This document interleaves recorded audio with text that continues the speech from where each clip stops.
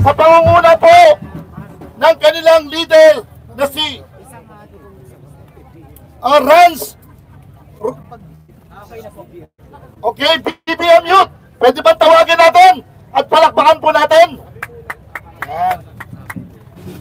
Magandang araw po sa ating mga civil society group. Kami po ay grupo ng mga kabataan at may panawagan kami para sa ating mga kababayan. Mga minamahal naming kababayan, kaming mga kabataan at mga scholar ng bayan ay lubos na nababahala sa pangyayaring destabilisasyon laban sa ating gobyerno. The democratically elected Philippine government today is facing a big problem tulad ng panawagang kudita at paid rallies na nagrarayong pabagsakin ang gobyerno para sa pansariling interes ng ilan.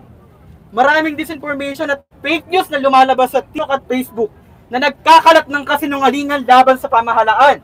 Maraming trolls na umaatake at nagkakalat ng division para linangin at iligaw ang pagka-Pilipino.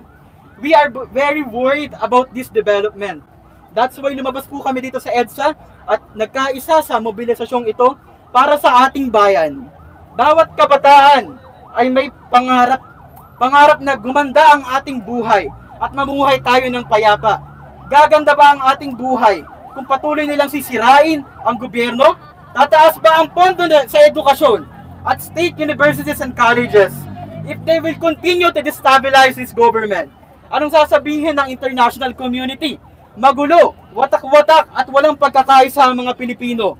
Saan tayo kukuha ng investors at revenues kung patuloy nilang babalahurain, sisiraan at pagtataksilan ang bayang Pilipinas? Lahat po tayo ay mapapahamak. I will quote this statement from the President.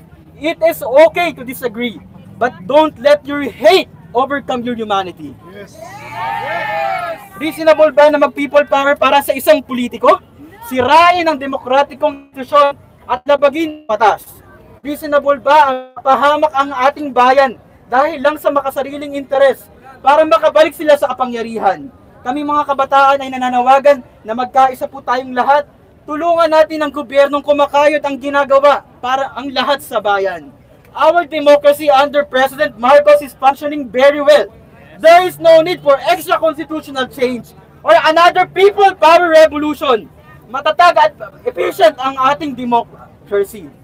Ngayon po, walang suporta mula sa masa ang mga rally ng mga Duterte. Dahil ano nga ba ang sangkap dito? Dapat may prinsipyo tayong lahat. Kaya paalala lang sa ating mga kababayan na nagrarally para pabagsakin ang gobyerno. Freedom is not absolute. Hindi ito only.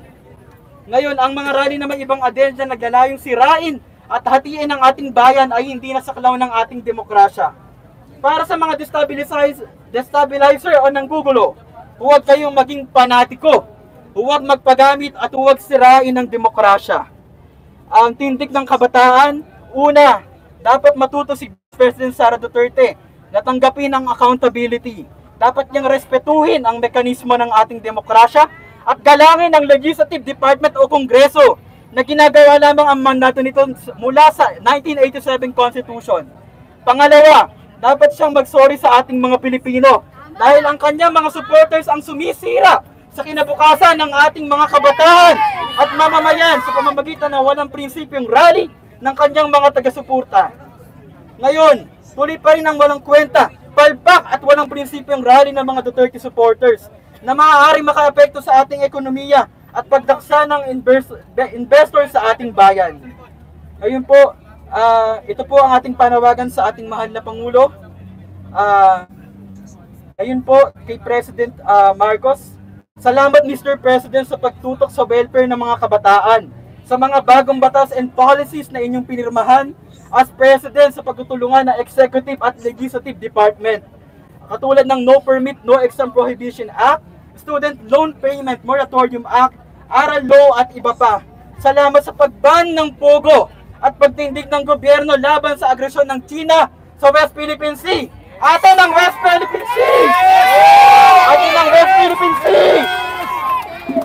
Hiling po namin ang inyong pagkatagumpay, Mr. President, kasama ng mga scholar ng bayan.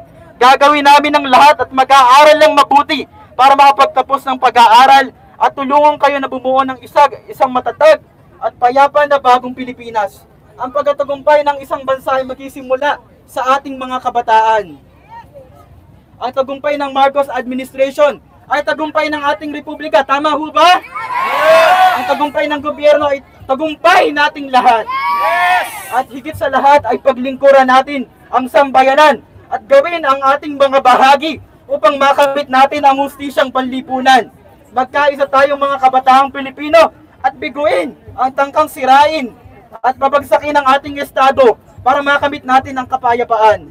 Ipakita natin ang lakas ng bayan para buklurin tayo sa ilalim ng bagong Pilipinas. Mabuhay ang mga kabataan! Mabuhay ang ating pamahalaan! Mabuhay ang ating mahal na Pangulong Bongbong Marcos! Lagit-lagi na para sa bayan